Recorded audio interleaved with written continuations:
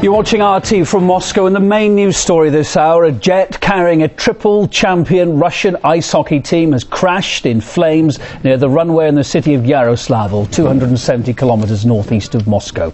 At this stage, it's thought there are only 2 survivors among the 45 people on board at the time. RT's Anissa Nawi is near the crash site for us to bring us the latest all night tonight. Anissa, a very good evening to you again. Within the last hour, what more do you know? Well, the number of bodies found has now reached 35. Nevertheless, it's getting very dark here, and that, of course, is hampering the search for the rest of those bodies. The latest information we have is that specialists are coming from Moscow with lights and special underwater equipment to help search for those remaining bodies. Pictures here you can see of this crash as it happened this afternoon here in Yaroslavl. Flames. We're hearing several different stories about how this could have happened. One of them, of course, is human factor. That's always the case in plane crashes like this. Another one is possible technical failure. We know that the plane had trouble gaining altitude and then hit some kind of antenna or some other kind of object. Different people and different witnesses are saying different stories of how it happened. One of the people we spoke to described how it was very clear that the plane was tilting to the right in the air, and he heard some very loud crashes. We spoke, in fact, to several witnesses and also some fans, as of course this almost entire hockey team was wiped out in this terrible tragedy. Let's listen to what they had to say. We heard a plane take off, so we told our granddaughter, look, there's going to be an airplane. Then I heard a bang and my daughter told me, Mom, it's falling down to the side. Then came the flames and the smoke and we wanted to run away, but we didn't know where to run. Then we went to the river and saw the plane. Lokomotiv is my home team. We supported it. We loved this team and we were shocked when we found out. We went to all of their games, knew all of them by name. It's very difficult. Just to bring you up to date on the numbers that are coming in and slowly being confirmed. 45 people on board, like you said, 43 of them confirmed dead, 2 survivors. We're getting conflicting reports about forward Alexander Galimov. We heard earlier that he was sent straight to the hospital, had 80% of his body covered in burns, was in very critical condition. Then we heard rumors that it was possible that he had died, and now his doctors are saying that they cannot confirm that. So it's still not clear how many survivors will really make it out of this terrible tragedy. Maybe just a little bit of good news coming through tonight, then we do keep our fingers crossed that he will pull through here. Now, as you say, it is getting late. Investigators also, as you say, will be working through the night. Now, that plane, or 2/3 of it anyway, crashed into a river, the mighty Volga River. Can you just describe for us how deep the river is there? We saw the tail or part of the fuselage sticking out on fire. How close to the airport was that? What is that area like? Can you just try and paint a picture of where this plane went down? Of course, yeah. It's not very far from the airport. The airport itself is about a kilometer away, I would say. We couldn't get as close to it as we would have liked to.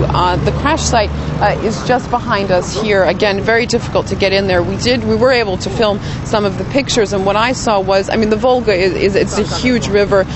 Part of the plane is, thank God, closer to the bank, because really, as the search was going on, if you think about the time span, it happened around 5 o'clock that this happened, and already 35 bodies of the 43 that were killed were found, and that's some pretty impressive work when you think about it. And it's difficult to search for bodies in water, and like I said, now it's getting dark and cold.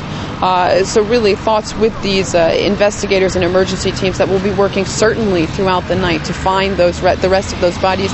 The officials that we've spoken to are very determined to get this done by at least morning. Yeah, as ever, when these terrible incidents happen, it's an awful job that they have to do to try and retrieve the bodies and try and find out what went wrong. And of course, thoughts already turning to that. This was an aging model, ex-Soviet plane.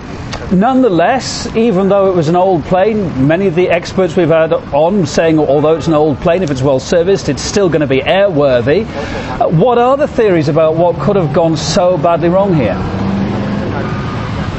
Well, that's the thing. I've also been hearing from different experts and investigators that the Yak-42 is a pretty reliable plane. There have been several incidents over the last decade or so, but we do know that the Prosecutor General has halted all flights of Yak-42s until they figure out what went wrong. Also, the airport that was in charge of this chartered flight also being investigated to know what exactly went wrong. Maybe some technical checks were not done. Overall, though, we're hearing a pretty reliable plane. Again, the human factor always comes into question in plane crashes like this. But if you take into consideration the officials that we've had a chance to speak to, it does seem like they're leaning towards technical failure. But of course, we can't confirm that yet. It's still very early into this investigation. I mean, again, we heard an eyewitness report just now. There's another woman saying she lives nearby, and she was walking down the road at the time with her family. She heard a series of loud crashes, looked up and saw a plane dive to the ground. Earlier, a policeman said he saw it basically almost not take off. And just as it took off, he saw big flames as high as a 9-story building. Also, early details that it could have hit an antenna at the airfield. Do we know any more about that? Yes, I heard the same thing. One of the witnesses we spoke to, that's exactly how he described it. Basically, it looked early on through his eyes that something was wrong. He said the plane was tilting to the right, and then it did hit. He used the word antenna, and then went on to fall into the Volga River. But again, a lot of people saw this crash from different points. We've spoken to a lot of witnesses. Everyone has a little bit of a different version, and that, of course, complicates things. Overall, though, this is a small town. It's very modern, very European. But this town is going to be, the city, I should say, is in shock. And really, I think the rest of the country. We saw some incredible pictures coming in from Ufa, where, of course, another match was meant to be held as the KHL season opens here in Russia, and that was canceled. But the pictures of these fans just devastated by this tragedy, really amazing. And of course, Yaroslavl just crushed by this tragedy. The Global Policy Forum, of course, taking place. A lot of that is going to be canceled tomorrow. We already know that President Dmitry Medvedev will be making his way to the crash site himself to pay respects. Thank you very much for now bringing us up to date with what you know. And this now, they're a correspondent on the scene tonight at this unfolding disaster. Thank you.